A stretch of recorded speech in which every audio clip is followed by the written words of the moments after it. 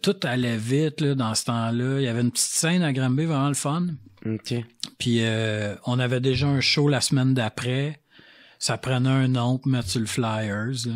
Puis on a sorti ça de même, Vulgaire Machin.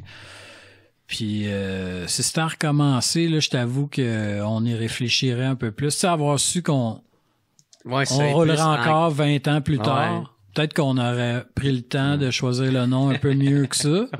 Moi, je suis pas un gros fan de ce nom-là, pantoute.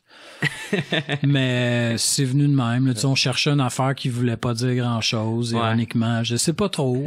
Je sais pas. Il y a pas de réflexion, tu sais, en arrière de ce nom-là. Mm-hmm.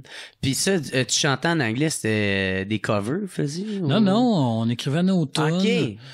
Ouais, on écrivait nos tunes, mais tu sais, les paroles, c'était n'importe quoi. Il y avait une tune qui s'appelait Short Song. Puis la tune n'était pas longue, là, tu sais. Puis les paroles, c'était I got something to tell you. Short song. It may be short, but it is fun.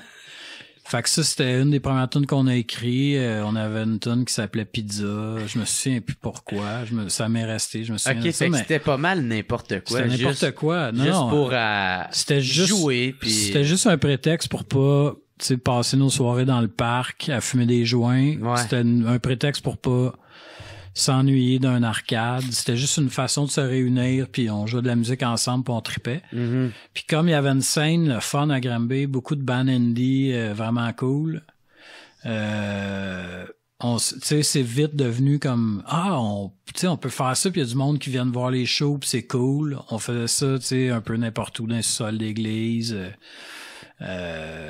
Puis rapidement, là, nous autres, on a envoyé des démos. Mm-hmm. On faisait tout nous-mêmes. On avait enregistré un premier démo dans le salon chez mes parents. On avait envoyé ça à Grimmskunk. Ah ouais.